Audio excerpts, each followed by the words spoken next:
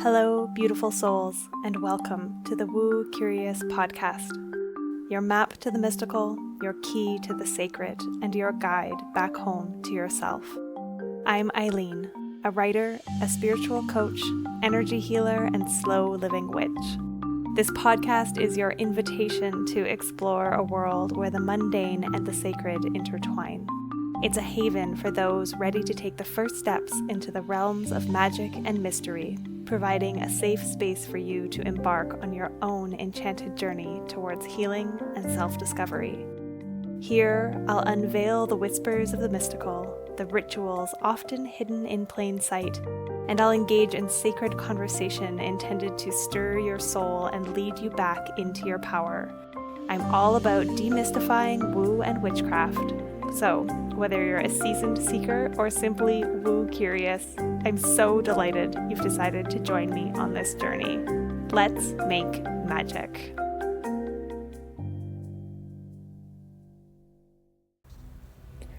I'm interrupting my intro here to remind everybody, or maybe even introduce everybody to the fact that I offer something called Soul Council sessions. So these are 45-minute one-on-one sessions held over Zoom where we drop in to a sacred space and I walk you through the process of calling a council of your soul guides, your spirit guides, to ask a question and or gain clarity around a situation in your life. These are available year-round. However, I find them to be extra potent at this time of year as the veil thins and we are more readily able to easily communicate with the other worlds. If this is something you're interested in, head on over to my website, myluminous.life.ca, and click on the Work With Me tab that says Soul Council Sessions, or of course, there'll be a link in the show notes here for you to book one of these and take advantage of this magical, mystical, spooky time. Hello, and welcome back, Woo Crew, to another episode of the Woo Curious podcast. I am your host, Eileen, and today's episode is a solo episode all about Samhain. That is how we pronounce that word that you've probably seen written places and heard others say Samhain. It's something that actually drives me a little bit nuts when I'm listening to audiobooks about witches, which I do from time to time. So often they get all the other Celtic pronunciations correct and then they say Samhain. And full acknowledgement that that is how it looks. If you have been saying Samhain, please do not feel badly, do not be embarrassed. It's a tricky word. It's spelled Samhain, but it is a Celtic word. And so as with so many Celtic words, they're pronounced differently than our English words would be pronounced. And so in this case, it is Samhain. So that's where we're starting today, is with a little bit of learning around pronunciations. And if you were here with me for the Mabon episode when I was trying to pronounce the Welsh names in the Rhiannon story, then you'll know that I have all of the empathy in the world if you are a little bit tongue twisted as you pronounce some of the Celtic pronunciations. I am by no means an expert either. I had to listen to recordings when I first started to engage with the Wheel of the Year to see how these words were meant to be pronounced. So, all the compassion and grace in the world to you if you've been saying Samhain. So, I love this Wheel of the Year celebration. If you've been around for a while, you'll know perhaps that this is considered to be the Witches' New Year. In the Celtic Wheel of the Year, it is the new year. You may have heard me speak about how the Celtic day began with dusk, with sunset, began in the evening, we begin in the dark. And so similarly, the Celtic New Year begins with the entrance to the dark half of the year, with the rupture that is Samhain. Samhain falls on the evening of October 31st. carrying us into the new year with November 1st. And as with many of these fire festivals that mark the beginning of a season in the Celtic calendar, the original celebration likely would have taken place over the course of a few days. And there's a good chance that at some point in history, it was actually aligned with the new moon that falls in November during Scorpio season. This year is extra juicy though, because the new moon actually falls on November 1st. It aligns with our current celebration of Samhain, of All Hallows Eve, of the Day of the Dead, Dias de los Muertos in Mexico. There's all sorts of concurrent celebrations around the world at this time of year that really celebrate and mark our connection to our ancestors, to our beloved dead. And so, like with so many of the explorations that I've taken in my journey into the woo, but especially with the Wheel of the Year, we start to see those synchronicities around the world cropping up in many different ancient traditions that really link the themes together, which to me describes a reality. There's something real about the beliefs and the practices that fall around these times of years.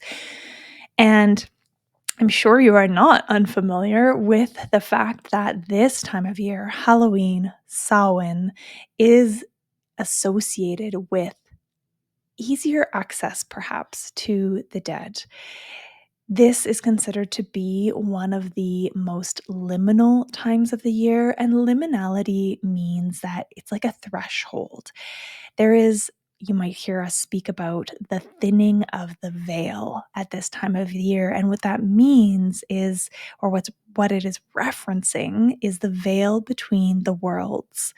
In Celtic tradition, there is this world, this physical realm that we are walking on, that we are embodied in, and there is the other world, not to be confused with the underworld. So the underworld might be a dark place. It might be where that is more where the dead reside. And there is the other world, which is where the deities reside, where the fae reside, but also where ancestors and ghosts might walk. So there's a slight different differentiation there. And I'm not going to go into that in today's episode, but knowing that this time of year around Samhain, beginning from about October 14th and going all the way through to about a week into November, is considered to be one of the two most liminal times of the year.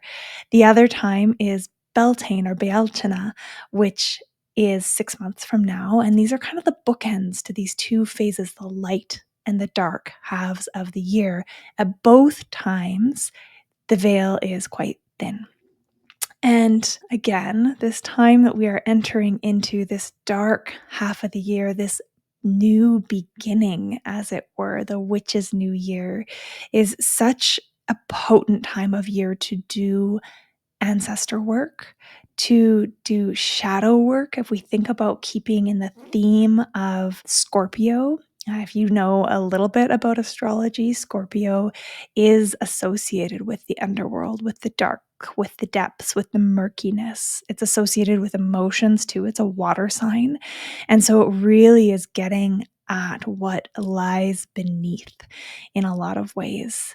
So it's a really potent time of year to be doing some of that deep shadow work and integration. It is a time of year where grief might be more present. We think about the cyclicality of life, and grief is one of those emotions that comes with the dark. It is a more inward turning emotion associated more with the autumn and the winter. In the Celtic calendar, Samhain is the season of winter. And so even though we traditionally mark the beginning of winter on December 21st, around that winter solstice, the Yule, that is the midway point of the winter season in the Celtic calendar. And so we are entering into this dark winter season in terms of that Celtic Wheel of the Year.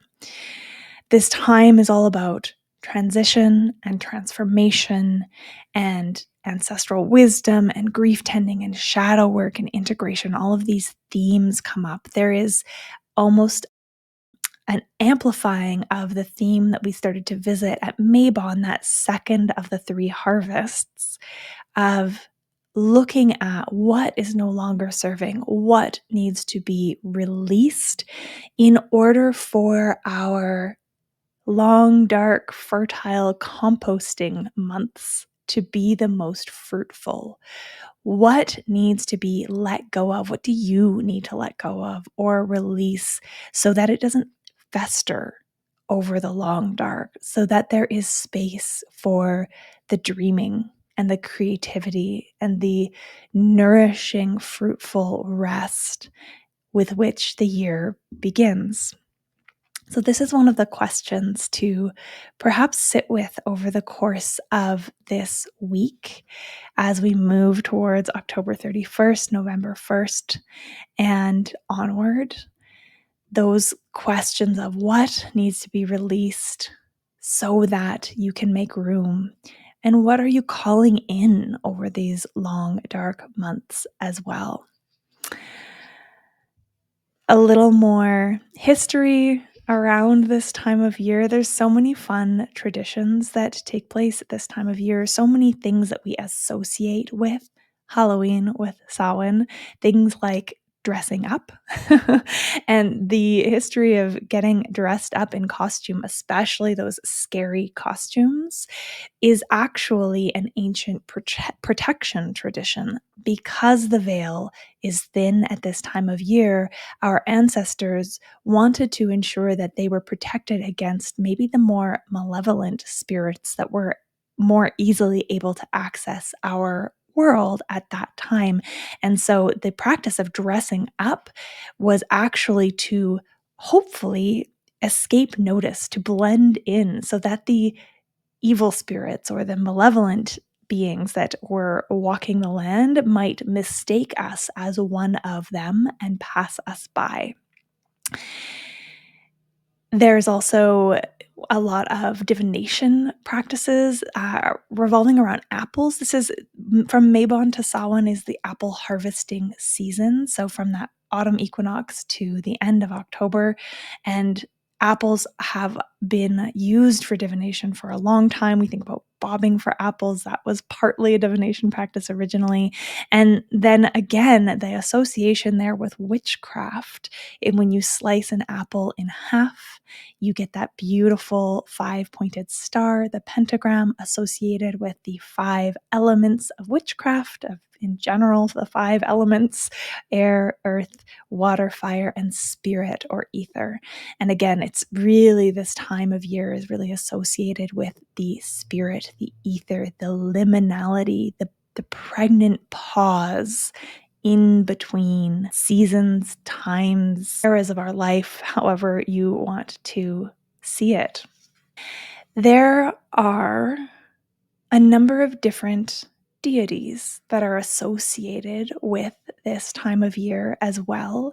And depending on your heritage or your lineage, you might choose to work with one or several of them. This time is associated with the Baba Yaga from Slavic tradition. Most of us are aware of her, the old woman in the woods, or the house with the chicken legs. She comes in many different guises. It is associated with Gaia, with Mother Earth. The Greek goddess Hecate, who is the gatekeeper of the underworld, is another potent deity to work with at this time of year. She helps us to see into our own personal shadow, to uncover our truths, to face our fears, to integrate, to not hide from ourselves. And then in the Celtic tradition, which if you've been with me for very long, you'll know is the tradition that I resonate with most deeply, that I am continuing to learn about and to tap into and to grow with, we have the Cailleach. And the Cailleach is the ancient one, the veiled one. She is a powerful creator deity. She is the original creator deity of the Tuatha De Danaan, which is the mythical original race of Ireland, of the Celtic worlds. She shows up in many Celtic mythologies, and some of them she is called the Cailleach in Irish tradition, in Scottish tradition, those two Gaelic traditions. She has different names, but is the same being in regions of Wales and Brittany, these other Celtic lands. But she is truly the Great Mother. She's a weather deity, a creatrix. Again, there are stories of her creating Ireland, striding across the earth, dropping stones from her apron, which become mountains. The word Cailleach has been translated or has been come to be associated with the word hag or crone. And in modern Irish, it means witch, quite literally. And there is a beautiful balance here between the Cailleach and Brigid or Breed or Bride, however we want to say that name. You might have heard of Saint Brigid of Kildare. I've spoken about her before. That is the Christian sainting of an ancient deity as well. But Brigid or Brigid, she returns at Imbolc. She is the maiden archetype, and we are moving into the crone archetype right now. And so there is some mythology around how the Cailleach returns for the winter to guide us with her wisdom, that cronehood aspect, the energies of new moon, of crone, of ancient wisdom and death and dying, and then rebirth when Brigid returns in the spring with Imbolc. There's a myth actually around the Cailleach coming to a well and bathing in the waters and being reborn as Brigid. And so lots of the Cailleach mythology has her continually being reborn. She is ageless. She is timeless. She is undying. Though there are some myths around her death with the coming of Christianity as she mourns this loss of a need for the connection between the land and that sacred marriage between the land, the Cailleach, and the king in Celtic worlds, this sacred right to rule by being in right relationship with the earth, with the Great Mother, with the Cailleach. I would like to read again from the Rooted Woman Oracle Guidebook a little bit of the wisdom of the Cailleach. So these are Sharon Blackie's words. Like the cycles and seasons of the natural world over which she presides, the Cailleach renews herself constantly, each year in spring or every 100 years, and usually by bathing in a certain body of water. But above all, the Cailleach is presented as the fierce protector of the earth and the guardian of its balance. She ensures that humans could not take more than the land could give. Hunters had a great respect for her, and if they followed her instructions on which deer to cull and when, she ensured that they were always provided with enough food and pelts. In these troubled times and challenging environmental conditions, we women need to embrace our inner Cailleach, to stand up for the integrity and health of the wild places and creatures of the world. The Cailleach is our ally in this work, teaching us that we are the land and the land is us, and reminding us also that to grow into an elder is to become strong, as enduring as the beautiful old bones of this earth. There's so much wisdom here for us in this season of dark, of rest, of unearthing or sitting with the shadows and our griefs, perhaps, of tending to ourselves so that we may tend to others come spring again. So as you sit with these energies, I would encourage you to work, especially because of this potent new moon that happens on November 1st, in alignment with the new beginning, the new year in this witch's calendar or this Celtic calendar, to really take some time to sit with questions of what is it that you are releasing? What is no longer serving in your life? And how might you allow the support of the ancestors at this liminal time to help you let go of it. And with the newfound space that you have with what you are releasing, what are you calling in for next year? This is, again, a really potent time to plant seeds. We think about planting bulbs. I just put my garlic in the ground a few weeks ago in order that it might sit in the dark over winter and bloom or push up through the leaves and the last bits of snow come spring. Garlic's one of my favorite things to grow because it really is this magical, I just stick it in the ground in October and it comes up come springtime without me really having to do very much except for be patient and wait. And the other practice that you might wish to consider around this time, not only doing your own inner work, shadow work, integration work, grief work, but also to really intentionally connect with your ancestors. As we talked about at the beginning of this episode, this is a really liminal time. And so not only is that liminality applicable to perhaps being able to communicate with your preferred deities or with, protecting ourselves from those malevolent beings, but also to connect with our benevolent ancestors and our dearly beloved departed ones. Another really beautiful practice that you might wish to try that we will be doing at the Samhain ceremony that I'm holding. By the time you're listening to this, I will have already held on the 25th. Writing a letter to an ancestor to share about your life or ask them for wise counsel, and perhaps leaving this on a chair by the hearth. So if you don't have a hearth in your home, that's okay. Most of us don't have wood burning fireplaces anymore, but a little bit of the history, the hearth chair, the chair closest to the fire, was the most coveted seat in the home through the long winter months because it was the warmest. And so it would generally be given to the elders, right? The grandmothers, the grandfathers, those wise elders who were aging and therefore not as able to keep warm. And so a practice around Samhain of leaving a chair close to the hearth for your ancestors, for your dearly departed dead to sit in, to keep warm through the long winter nights, and perhaps leaving a letter to them there or on your altar. Again, if you don't have a fireplace, you can light a candle and place a chair near the candle, making sure to blow it out before you actually go to sleep, but perhaps leaving it there through the evening until right before you turn out the lights for bed, leaving that letter to your ancestor to share with them about your life or petition them for wise counsel, and then paying really close attention to your dreams and seeing what comes through. Perhaps it comes through in dream.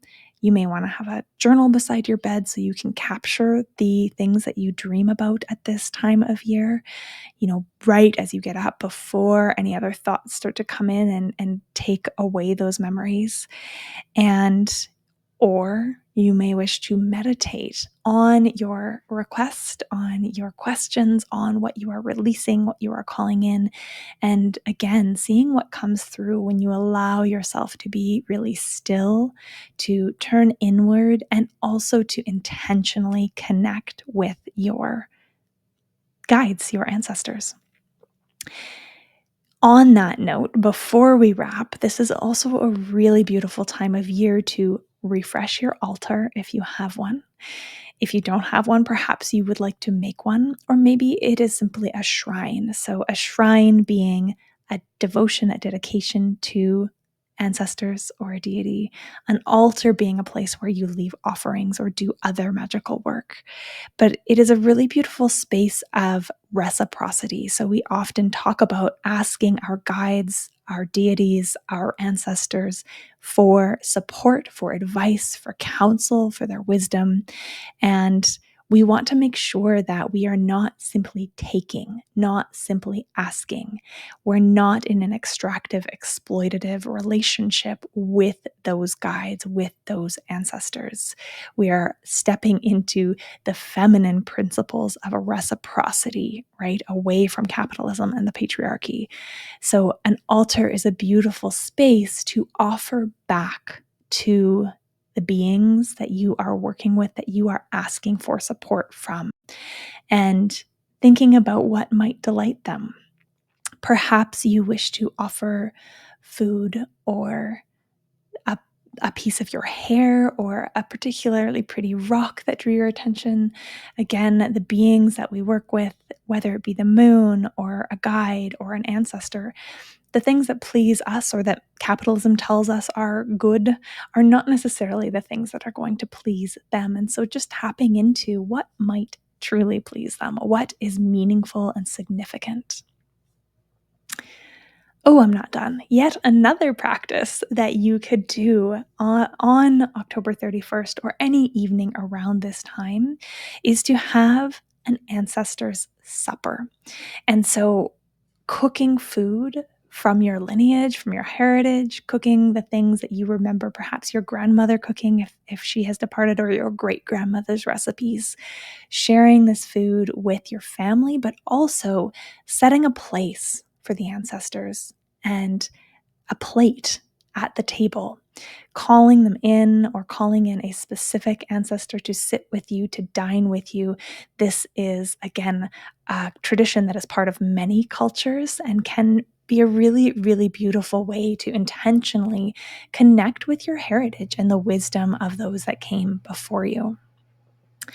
There's also a practice around this time that you could play with of a dumb supper or a silent supper, where again, you sit and share food with family or community in silence, having invited in the ancestors, and see what arrives. See what you notice, what comes through when you remove the chatter of this 3D physical realm. See what maybe you perceive as you eat and share food intentionally, again, not only with those who are physically present with you on this plane, but also with those who have passed through to the other world, to the other realms. Okay, that feels like it was quite a bit. It was a lot. And I'm not totally sure that the order of what I shared here was the most sensical. It made the most sense. But I really, as I spoke, I just kept remembering more and more pieces of this beautiful time of year that I wanted to share with you. So I would love to hear from you. I would love to hear any practices that you might engage in around this time. I would love to hear if you were able to connect with a wise ancestor. And again, when we're connecting with ancestors, setting the intention to connect with our healed with our healed ancestors, or with the ancestors who have our best intentions at heart, because not all of those who came before us will have been terribly good people. We all have less than savory individuals in our lineage, and some of those individuals might actually wish us harm or want to play out their karma through us in a way that is harmful for us, even if they don't specifically wish us harm. So when you are working with the ancestors, setting that intention to work with the healed ancestors, or the ancestors who have our best intentions at heart.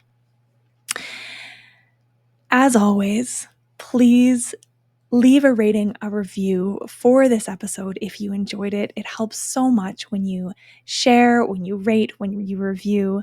It keeps getting the word about this podcast out. Please let me know if there are any topics that you would like me to speak to. And as always, I will be back here with you next week, again with another guest episode. And in the meantime, I wish you a very blessed Samhain, happy Witches' New Year, happy Celtic New Year, and all the juicy magic that this time brings to allow us to descend gracefully into the dark and the inner realms and embrace this season of deep turning inwards and deep, delicious rest. Bye for now.